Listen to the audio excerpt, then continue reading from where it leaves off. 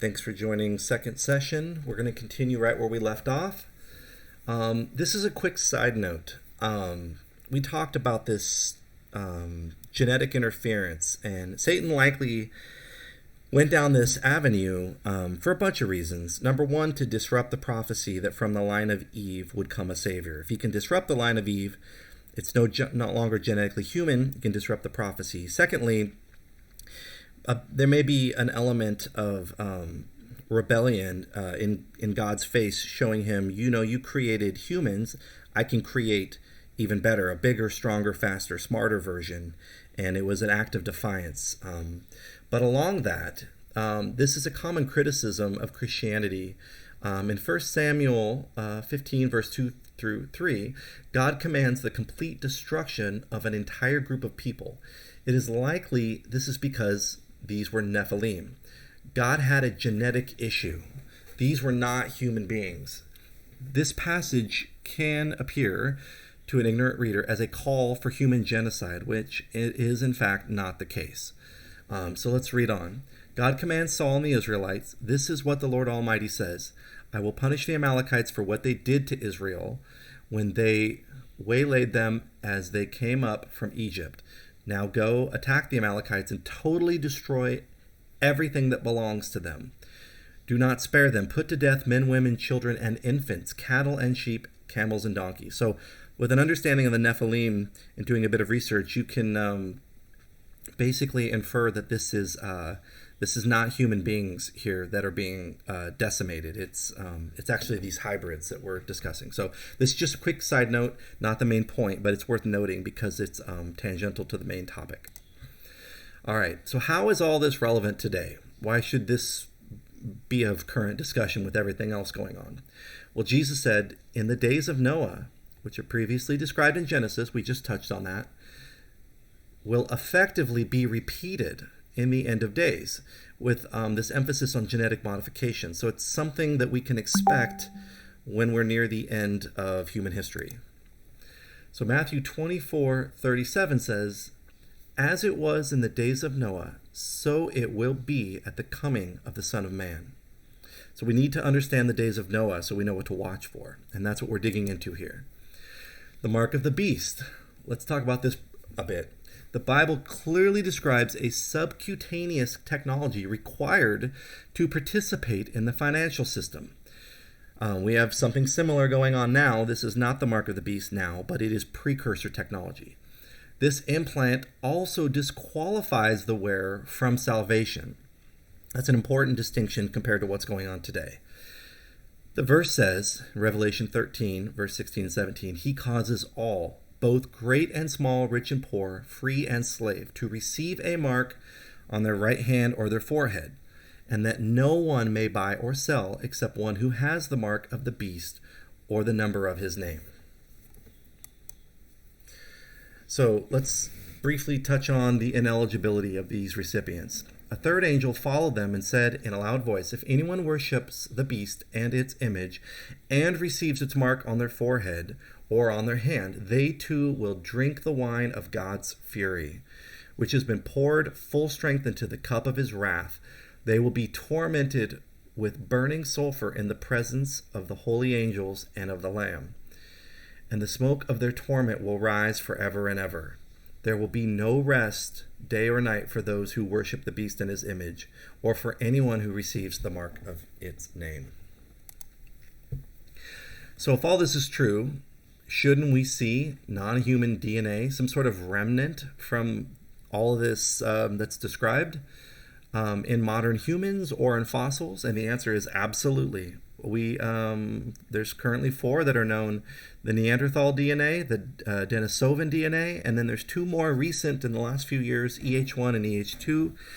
Depending where you look, they have a bunch of different names, but that's sort of the agreed upon name until a naming convention is agreed.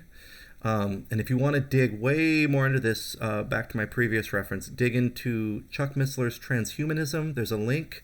I'll put that in the description, but you can also just look that up on YouTube.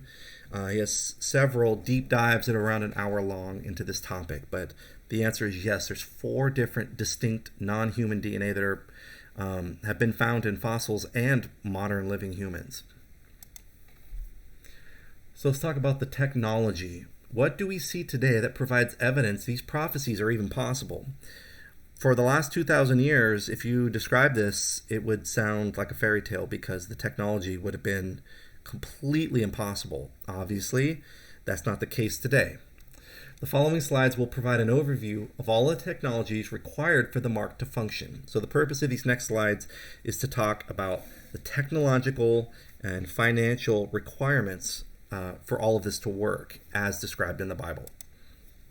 So what we're experiencing today, we're sort of leading into what's called the Fourth Industrial Revolution, and it's a convergence primarily of the following technologies. There are others, but these are the main: genome sequencing, blockchain technology, clean energy, nanotechnology, artificial intelligence, digital cryptocurrency. This is at the application layer on top of blockchain at the infrastructure layer. And you'll see where this is a perfect, elegant solution for payment and financial transactions. All right, so this is just a quick illustration. Kathy Woods of ARK Investment has over $1 billion into genome sequencing, and it got cut off here, but the three are Invitae, CRISPR Technologies, and Proto Labs. These are all genome sequencing. This is one hedge fund with over $1 billion invested. There are many, many, many more. This is a massive industry that's about to break out in the near future, in my opinion, and it's going to facilitate a lot of these requirements for the mark. It's also being touted as medical application and so on. A little bit of a description here. CRISPR gene editing, and this is from Wikipedia with the link here, is a genetic engineering technique in molecular biology by which genomes of living organisms are modified. So like I said, there's medical, cosmetic application. There are many, many applications for this technology, and it's in its infancy. On a tangential topic, mRNA therapies are also under this category. Obviously, DNA versus RNA, and there's distinctions here, but it's all sort of under the same category of human modification. There's a brief description here. We won't elaborate on it too much. I recommend you read the Wikipedia entry on how this messenger RNA is delivered and how that works. It is definitely related to these other topics here. Blockchain technology. Blockchain is an iterative, publicly visible ledger leveraging a hash mechanism to update the nodes. So it's important to note what blockchain provides. A lot of people think it provides confidentiality. It is not. It is that's not its purpose. It's actually quite the opposite. It's a publicly visible ledger. For example, if you have somebody's Bitcoin public key, you can go online and look up a blockchain browser, plug the key in, and you can see every transaction they've ever completed and how much money is present and so on. And it's iterative, meaning all of the blockchain nodes update using this hash that provides, as it shows here, integrity and immutability. So integrity just means you can audit it. You can be it's unhackable, and immutable means it can't be changed. So a great illustration of this is Bitcoin. It's been out there with $1 trillion market cap for over a decade now, and it's unhackable. No one's been able to hack it and steal Bitcoin from the blockchain. Additionally, it provides availability. The blockchain is hyper redundant.